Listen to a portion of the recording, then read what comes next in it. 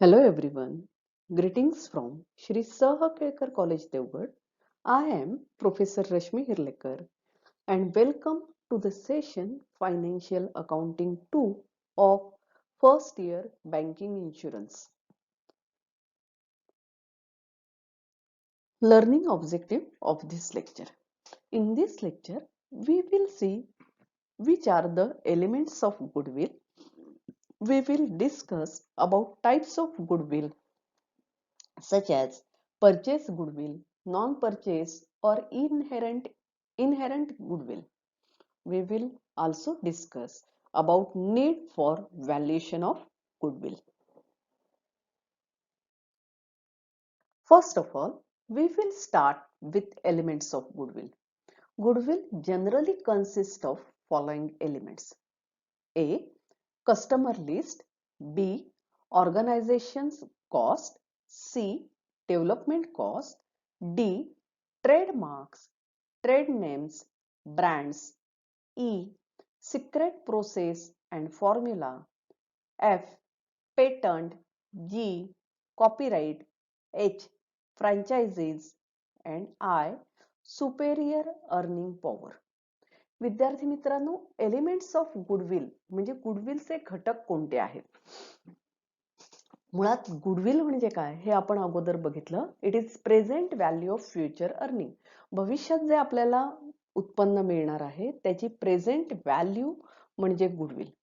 आता गुडविलचे एलिमेंट कोणते? तर कस्टमर लिस्ट. बघा, भविष्यात आपलं अर्निंग का वाढणार आहे? तर आपले ग्राहक वाढणार आहेत किंवा आपल्याकडे जे जास्त ग्राहक आहेत ते टिकून राहणार आहेत आणि त्यामुळे कस्टमर हा एक फर्स्ट एलिमेंट आहे गुडविलचा. सेकंड आहे ऑर्गनायझेशन कॉस्ट. तुमची ऑर्गनायझेशन कोणत्या प्रकारची आहे, तिची कॉस्ट काय आहे. ती जर चांगली ऑर्गनायझेशन असेल तर साहजिकच आहे गुडविल सुद्धा चांगलं असतं. थर्ड आहे डेव्हलपमेंट कॉस्ट. तुमच्या ऑर्गनायझेशन मध्ये किती डेव्हलपमेंट झाली आणि कशा प्रकारे डेव्हलपमेंट झाली, तर ती डेव्हलपमेंट कॉस्ट हा सुद्धा एक मेन घटक आहे गुडविलचा. फोर्थ आहे ट्रेडमार्क्स, ट्रेड नेम्स, ब्रँड्स.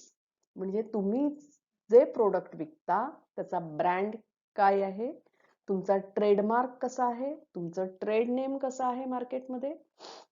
पाचवा element secret processes and formula. तुम्ही प्रोडक्शन करत असताना कोणती सिक्रेट प्रक्रिया वापरता किंवा कोणता सिक्रेट फॉर्म्युला वापरता, तर त्यामुळे तुमचं गुडविल आहे. सहावा मुद्दा आहे पेटंट. पेटंट म्हणजे काय? तुम्ही एखादा शोध लावता आणि तो शोध अगोदर कोणीही लावलेला नसतो, त्यावेळेला तुम्ही त्याचं पेटंट घेता. तर पेटंट तुमच्याकडे किती आहेत, तुमचे कॉपीराइट्स काय आहेत, त्याचबरोबर तुमची फ्रँचायझी असेल, कोणाबरोबर फ्रँचायझी आहे. उदाहरणार्थ जसं की मॅकडोनाल्ड कंपनी जी आहे ही अमेरिकन कंपनी आहे. त्या कंपनीमध्ये जो पिझ्झा बनवला जातो, भारतामध्ये अनेक मॅकडोनाल्डची दुकानं आहेत, पण प्रत्यक्षात अमेरिकेतली लोक येऊन इथे दुकानं घातली आहेत का त्यांनी? नाही. It is franchise.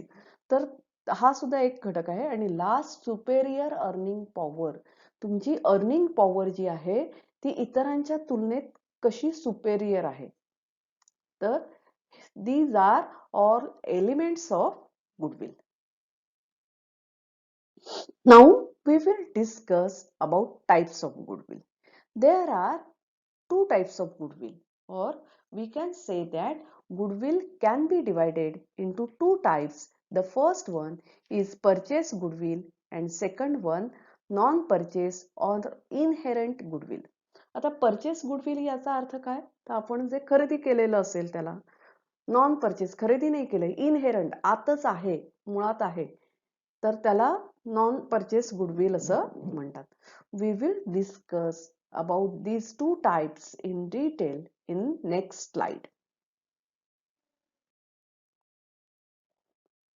Purchase goodwill. Purchase goodwill arises only when one business purchases another and purchase consideration is paid more than net intangible asset purchase. आता purchase goodwill केव्हा तयार होतं किंवा केव्हा त्याचं अस्तित्व निर्माण होतं, ज्या वेळेला एखादा एक बिझनेस दुसरा बिझनेस खरेदी करतो आणि त्या दुसऱ्या बिझनेसच्या नेट टँजिबल ॲसेट पेक्षा अधिक रक्कम देतो. का? तर त्या बिझनेसची अर्निंग कॅपॅसिटी जास्त आहे. That is called purchase business, purchase goodwill. It is the practice to recognise only the purchase goodwill in the accounting system. Accounting system मध्ये परचेस गुडविल फक्त रेकॉग्नाइज केलं जातं. Following are the features of purchase goodwill. आता purchase गुडविलचे features कोणते आहेत? First one, it arises on acquisition. म्हणजे उदाहरणार्थ समजा तुम्ही एखादा बिझनेस खरेदी केलात, तर तो खरेदी केल्यानंतर त्या बिझनेसच्या नेट ॲसेटची जी व्हॅल्यू आहे त्याच्यापेक्षा अधिक व्हॅल्यू तुम्ही पे केलीत, त्यावेळेलाच ते इट अरायझेस गुडविल. म्हणजे त्याच वेळेला तुम्ही गुडविलची व्हॅल्यू म्हणून पे केलात असं दिसतं. विद्यार्थी मित्रांनो, तुम्ही श्रीनिवास ठाणेदार यांचं ही श्रींची इच्छा असं एक आत्मचरित्रात्मक पुस्तक आहे, ते तुम्ही वाचलं आहे का? तर तुम्ही म्हणाल हे कोण आहेत श्रीनिवास ठाणेदार? यांचं नाव जरी ठाणेदार असलं तरी सुद्धा ते मूळ बेळगावचे. त्यांनी MSc केमिस्ट्री केलं आणि मुंबईत ते भाभा अणुशक्ती केंद्र जे आहे तिथे नोकरीला होते. त्याच्यानंतर MSc केल्यानंतर केमिस्ट्रीमध्ये PhD करण्यासाठी ते अमेरिकेत गेले आणि अमेरिकेत गेल्यानंतर तिथे ते PhD करत असताना साईड बाय साईड नोकरी करत होते. नोकरी करत असताना काही वर्ष त्यांनी शेवटी तिथे निर्णय घेतला की आपल्याला अमेरिकेत सेटल व्हायचंय. आणि अमेरिकेत सेटल व्हायचंय हा निर्णय घेतल्यानंतर त्यांच्या एक गोष्ट लक्षात आली की मी नोकरी करून जास्त श्रीमंत होऊ शकत नाही, आणि म्हणून त्यांनी बिझनेस स्टार्ट करायचा ठरवला. पण बिझनेस स्टार्ट करायचं तर मोठं भांडवल हवं. मग त्यांनी काय केलं की त्यांनी ज्या बंद होणाऱ्या कंपन्या होत्या त्या खरेदी केल्या. अशा ज्या बंद होणाऱ्या कंपन्या, ज्या लॉस मेकिंग कंपन्या होत्या त्या खरेदी केल्या आणि त्या चालवल्या. आणि त्यांचा एक चांगला नावारूपाला आलेला बिझनेस अमेरिकेत आहेत. अमेरिकेमध्ये ते निवडून आलेले सिनेट आहेत. आत्ताच 2 वर्षापूर्वी वगैरे ते निवडून आलेत. तर एक भारतीय माणूस आणि अमेरिकेत जाऊन बिझनेस करतो.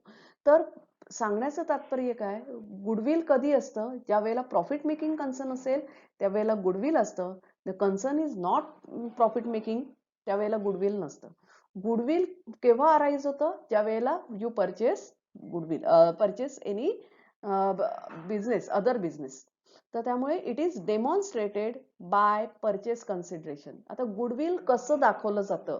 तर परचेस कन्सिडरेशन म्हणून दाखवलं जातं. Third, the amount paid is based on buyer's expectation of future profit. आता ही गुडविलची व्हॅल्यू कशावर अवलंबून असते? जो बायर आहे, जो बिझनेस खरेदी करणार आहे, त्याच्या एक्सपेक्टेशन काय आहेत, भविष्यातल्या एक्सपेक्टेशन काय आहेत फ्युचर प्रॉफिटच्या बाबतीत. म्हणजे मी एखादा नावाची कंपनी खरेदी करते आहे, तर मला काय वाटतंय की ही कंपनी भविष्यात किती प्रॉफिट मिळवेल, याच्यावर त्या गुडविलची व्हॅल्यू अवलंबून असते. माझ्या एक्सपेक्टेशन किंवा माझ्या अपेक्षा काय आहेत. आणि last one, it recognise in financial statement. साहजिकच आहे, ज्या वेळेला मी ए नावाची कंपनी खरेदी करते त्याच्या नेट ॲसेट पेक्षा जास्त व्हॅल्यू देते त्या ज्या माणसाची कंपनी आहे त्याला. तर त्यामुळे ही जी एक्स्ट्राची जी अमाऊंट आहे ती गुडविल म्हणून फायनान्शियल स्टेटमेंट मध्ये नोंद केलेली असते. It is recognise in financial statement.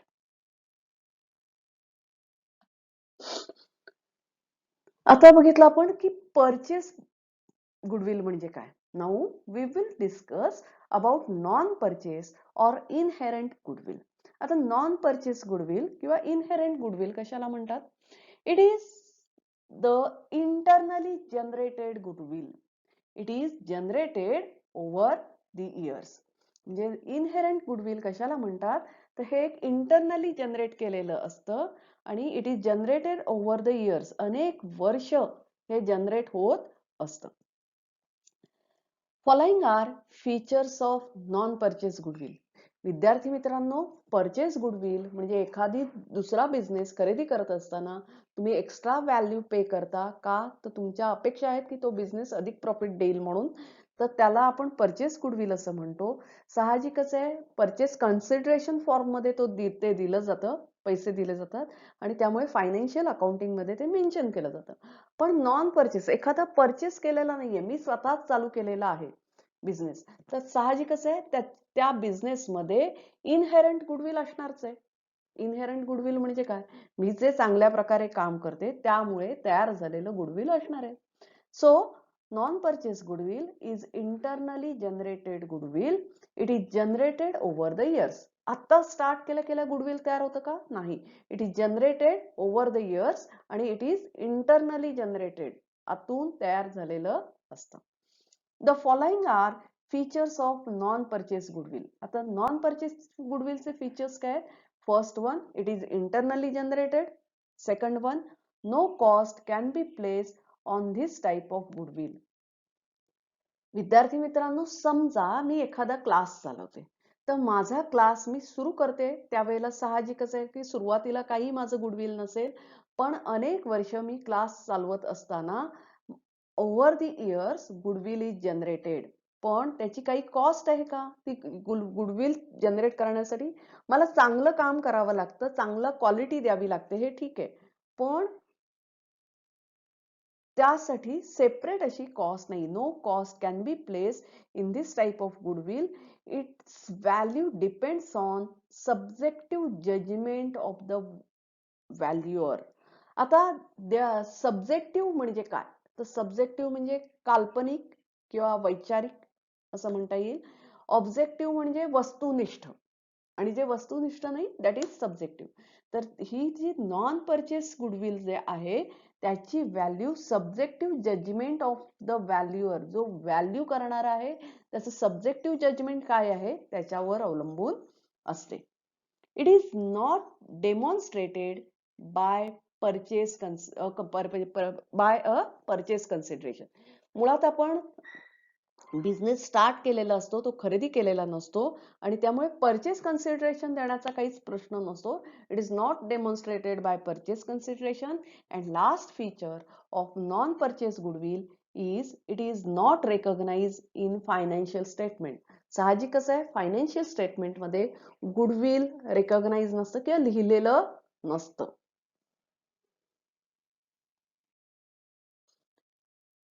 Now we will discuss about need for valuation of goodwill. आता valuation of goodwill करण्याचं का गरज आहे किंवा गुडविलचं व्हॅल्युएशन करण्याची का गरज आहे? Need for valuation of goodwill arises in following circumstances. First one, acquisition of business. Second, reconstruction of a firm. Third, amalgamation of a firm, companies. Fourth one, valuation of shares. Fifth one, computation of wealth tax.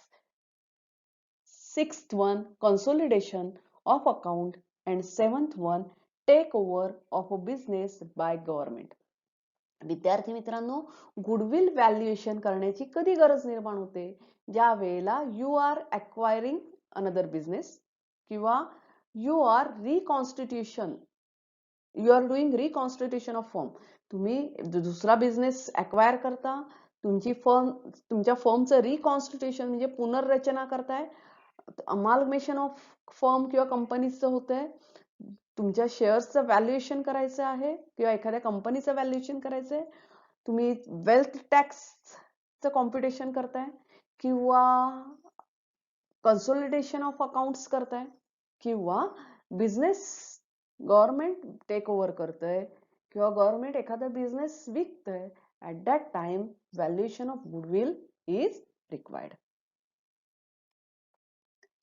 विद्यार्थी मित्रांनो, आज आपण elements of goodwill कोणते आहेत किंवा कशामुळे गुडविल्स create होतो ते बघितलं. दोन टाइप्स ऑफ गुडविल बघितलं, परचेस गुडविल आणि नॉन परचेस गुडविल. हे गुडविलचे प्रकार आहेत. गुडविल व्हॅल्युएशनच्या मेथड्स वेगळ्या आहेत ज्या आपण पुढच्या लेक्चरमध्ये बघणार आहोत. म्हणजे गुडविल कशा प्रकारे गुडविलचं व्हॅल्युएशन केलं जातं, that methods are different. We will discuss in next lecture. But these are types of goodwill. की purchase goodwill, बिझनेस खरेदी केल्यानंतर गुडविलची व्हॅल्यू दिली ती non purchase goodwill, that is called inherent goodwill. Purchase गुडविलचे फीचर्स बघितले, नॉन परचेस गुडविलचे पण फीचर्स बघितले. परचेस गुडविल कधी तयार होतं? ज्यावेळेला तुम्ही एखादा बिझनेस खरेदी करता, मग हे रेकॉग्नाइज केलं जातं फायनान्शियल स्टेटमेंटमध्ये. परचेस कन्सिडरेशनच्या स्वरूपात रेकॉग्नाइज केलं जातं परचेस गुडविल. पण नॉन परचेस गुडविल हे फायनान्शियल स्टेटमेंटमध्ये रेकॉग्नाइज केलं जात नाही किंवा परचेस कन्सिडरेशनच्या स्वरूपात दाखवलं जात नाही. इट इज इनहेरंट, पण it is created over the period of time. काही कालावधीनंतर हे तयार होतं. आणि लास्ट वन आपण काय बघितलं तर गुडविलचं व्हॅल्युएशन कोणत्या परिस्थितीत करावं लागतं? व्हाय गुडविल इज व्हॅल्यूड? मग ते ॲक्विजिशन असेल, टेक ओव्हर असेल, अमाल्गमेशन असेल, रिकॉन्स्टिट्यूशन असेल, अशा वेगवेगळ्या परिस्थितीमध्ये व्हॅल्युएशन ऑफ गुडविल करावं लागतं. So today we will stop here. Thank you and happy learning to you.